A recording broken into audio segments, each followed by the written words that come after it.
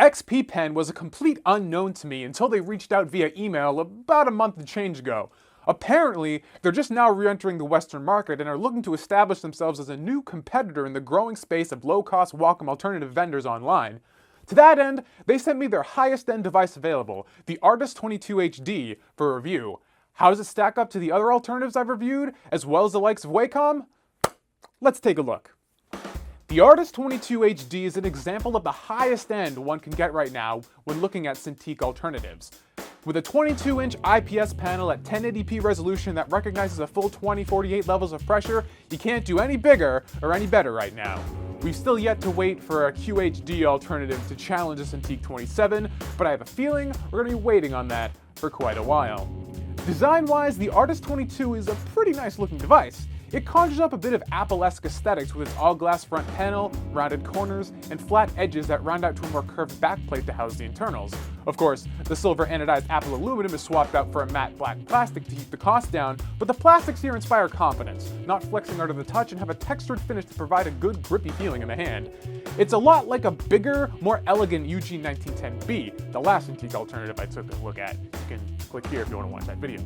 The Artist22 comes pre-installed with a basic metal stand with a release latch that allows it to be propped up at any angle horizontally, but doesn't offer any further adjustment options. Of course, the stand is mounted via a VESA mounting point, and it can be removed and be wall mounted or placed on a monitor arm if that is your preference. On the bottom of the display is a DVI, VGA, and thankfully HDMI connection to drive the display, as well as a power connection and USB to provide data for the pen. I wish these ports were side-mounted instead of on the bottom, as it makes getting to the connectors a bit of a chore. It also means the cables can interfere and get caught up in the stand if you try to adjust it. Not a major issue, but something I'd like to see rectified in a future revision. XP Pen includes 2 rechargeable styli in the box, along with a pair of charging cables, a drawing glove, driver discs I wouldn't trust over the drivers online, and a pen stand full of replacement pen nibs. The pens here included are identical to the ones included with the UG1910B, with a basic cylindrical barrel that extrudes out near the end that kind of resembles a budget Wacom Pro pen. The end has a special port to recharge the battery of the pen, and as a result, it features no eraser. It fits nicely enough in the hand, certainly not uncomfortable, but nothing about it really screams quality either. I'd best describe it as inoffensive. So that's all well and good, the thing looks pretty, but how does the Artist22 actually perform? As usual, the first experience anyone will have with any of these devices is setup and driver installation, so I always begin with that. With the Artist22HD, drivers were a quick and easy download from XP Pen's site. They installed quickly, detected the tablet immediately, and seemed to be good to go without any much fuss. But when I actually sat down to do some work with this device and record the footage for this video, the device stopped being detected by my test rig. I eventually got it connected again by moving the USB port from one port on my motherboard to another, but while that got the pen to respond again, pressure stopped being detected. Unable to determine or rectify the issue, I reinstalled the drivers, but the same thing happened again. No pen detection until I changed the USB port it was plugged into, and once I did, the pen would track, but there would no longer be any pressure sensitivity being reported. Oddly enough, reinstalling a second time brought it back, but introduced a new issue. While the pen would track just fine with Art software, moving back into the Windows desktop itself would throw the cursor way off the mark, and calibration didn't do anything to help. I gave it one last Hail Mary reboot, but all that accomplished was bring the problem back to square one. No pen detection at all. I thought maybe it might be from a defective pen, so I tried both styli that are included with the Artist22, but neither proved responsive until I once again moved the USB cable connecting the display to a different port, and once again, doing that provided tracking, but no pressure sensitivity. Seems I was stuck in a loop. At this point, I pulled out my MacBook Pro and decided to see if the issue was platform specific. Installing the driver on OS X and plugging in the Artist22 yielded perfect functionality. Now granted, I didn't spend a whole lot of time under OS X testing, and initially it worked just as well on my Windows test machine, but this obviously ruled out the tablet itself as the culprit. Clearly it wasn't effective. It either didn't like something with my specific hardware in my test rig, or it might be a compatibility issue with Windows 7, which technically is a legacy OS at this point. But then, something weird happened. I decided to, against all logic and reason, try and install the driver on my test Windows machine again, now that I knew it wasn't a hardware issue on the tablet itself. And this time, it seemed to work again? All the issues cleared up and it started functioning normally. Why? I have no idea. I didn't do anything different with this installation that I didn't do the last 5 times. This time, it just decided to behave after pitching a fit for the better part of a week. Now you know why this video took forever to come out.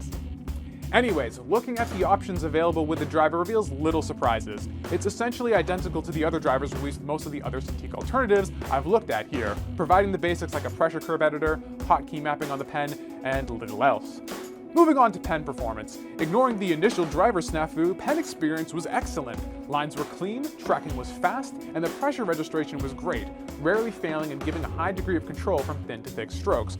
Particularly nice was the low end, as these Cintiq alternatives usually are, where even light strokes register without much issue. This is where the 2048 levels of pressure really shine and outshine the low-end offerings from Wacom, which still only offer 1024. Because of the full 1080p display, there was also very little issue with digital workspace, as one would expect. All the applications I tested had plenty of room to breathe, coupled with the large physical space that a 22-inch panel gives you, and working on the Artist22 was a joy. And because said panel is an IPS display, viewing angles were fantastic and colors popped.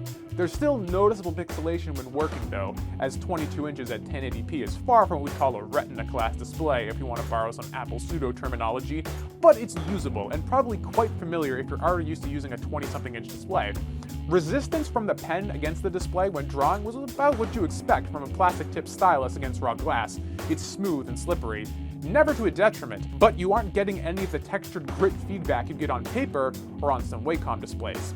I didn't find this to be an issue, as I've drawn on glass for a while now between my Surface Pro and the other pen displays I've tested on this channel, but it may take some getting used to if you've never tried it before.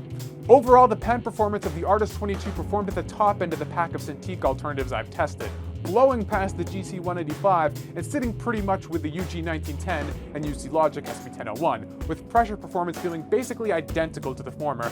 Overall though, the experience with this device far surpasses the 1910B in raw usability due to its larger, higher quality display and more flexibility in its I/O. The lack of hotkeys means you're going to have to keep your keyboard nearby though, which is a bit of a disappointment. This is still one area where the GT185 doesn't really have any competition in this price bracket. So, conclusion time. Is the XP Pen Artist22HD worth it? Well, for about $600, I think it's a better buy than the Huion GT185. It gives you a much better pen experience and a higher quality display, even if you are giving up the hotkeys for the convenience. The performance overall left little room for complaints, and I was able to get my work done without any noticeable dips in quality compared to my usual Wacom and Cintiq-based tools.